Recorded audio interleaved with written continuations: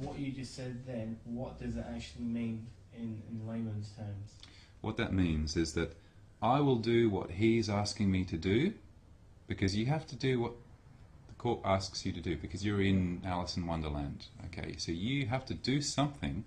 You can't be silent, and you can't argue.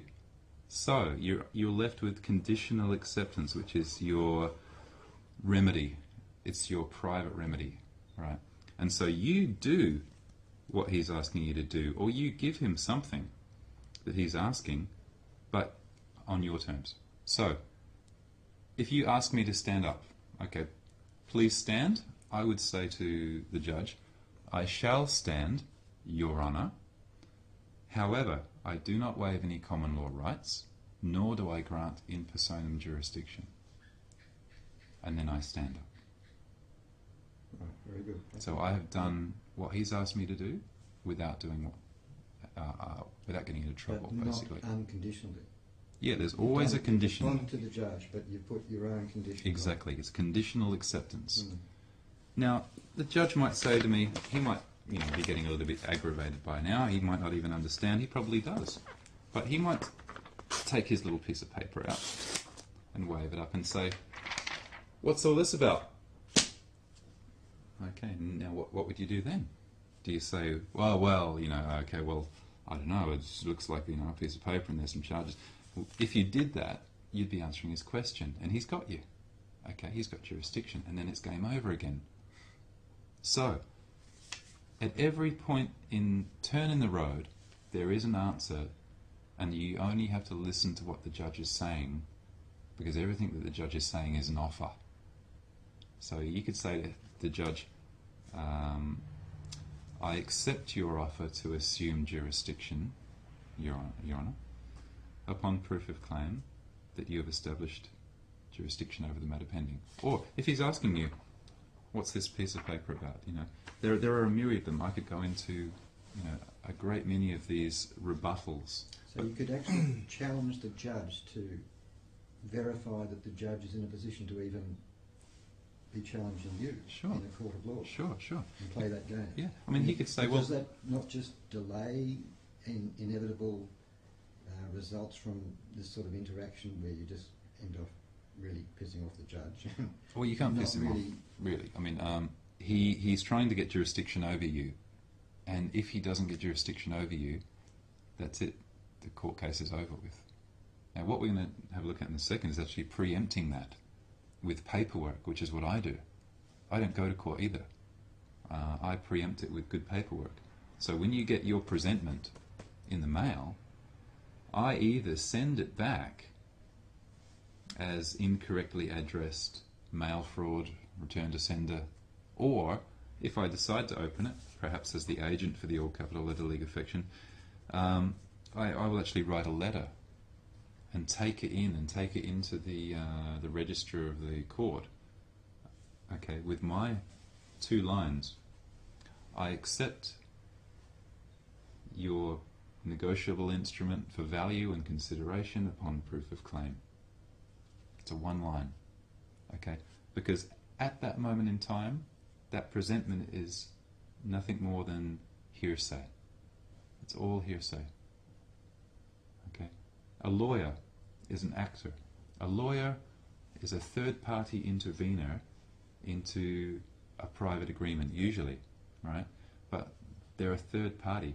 They have no knowledge of what happens, and so they rely on hearsay. They rely on argument. They rely on controversy. And until there's controversy, a judge can't step in and adjudicate. So you have to stay out of controversy. Okay, you can't create an argument, because as soon as you create an argument, somebody can come in and adjudicate over that. Yeah. Can we just do a little backtrack and just look at the common law?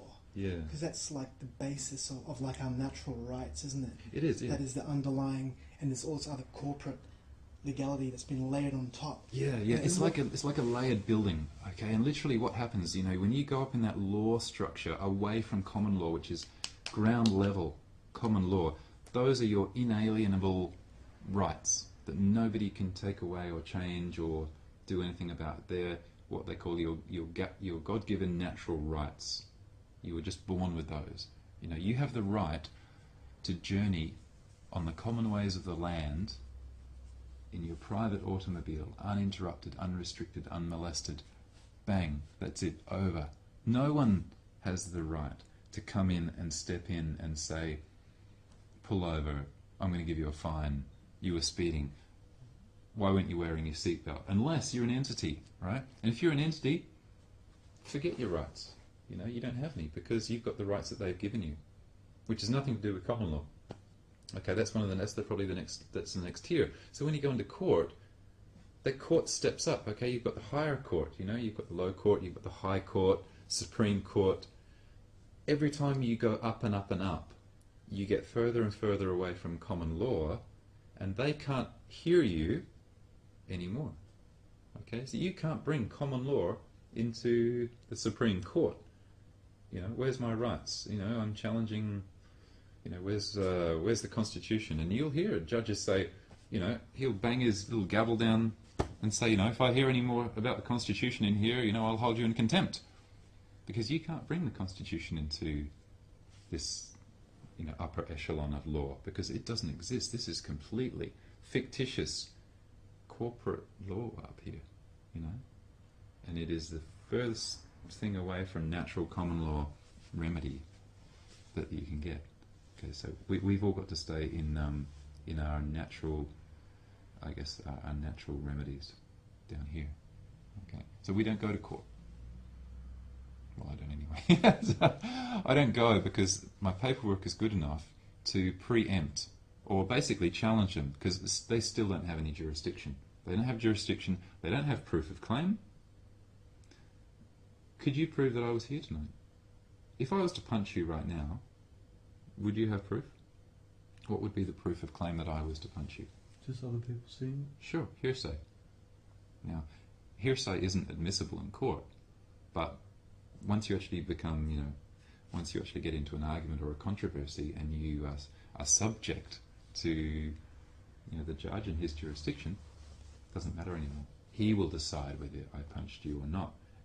If I didn't punch you and I went to jail, it would be a misjustice, right? So say An injustice. So just say, for instance, there was a policeman at the door, he punched me. Yep. He just grabbed you, chucked you in the back of the paddy wagon, Sure. took you straight to the... Yeah. So you would put these things into practice in law the next day or something when you're in court. Sure. Well, he'd probably take me in and the lock me up. policeman was a witness and he saw everything, you could still do what you're saying in court. Yeah, well, for a witness to even be heard, there'd have to be a court case, and there wouldn't be a court case if there was no jurisdiction.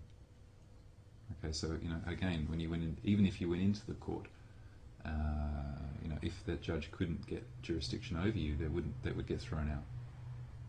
Yeah, because it's all hearsay. And you've put this into practice? Yeah. On what? A number of, more than one occasion, and in more than one situation. Yeah. So I actually had to. They tried to get me to go to court for a long time for traffic, what they called traffic violations, and every time I challenged the police and challenged the courts, and every time I won, because there was no proof of claim.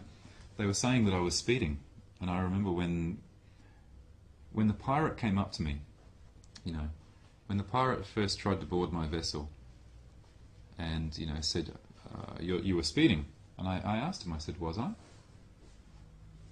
Now, what would you say? You know, most of us go, oh, I'm sorry. Bang. We enter the argument, we enter the controversy. But I don't. I actually take away the presumption. Okay? Oh, was I? So it comes back to him to prove that I was.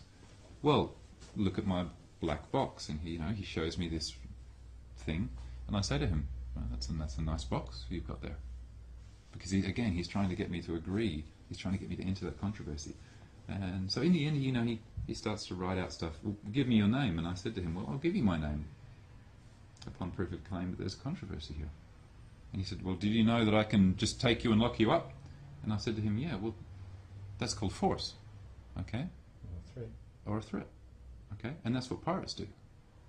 And all of you have kind of like grown up in the era of electronica, so I mean, a lot of you would know Laurie Anderson, you know, in the 80s she had a song called Oh Superman, and there's a great line in that which says, when justice is gone, there's always force.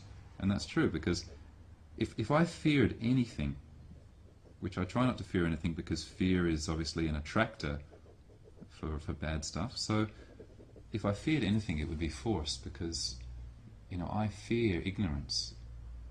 Because every time I've sort of been in a situation where I've had to be approached by these law pirates, they don't understand what I do, because they're not taught that, and they're not taught it for a reason. Or if they are taught, they've forgotten it, or they're not allowed to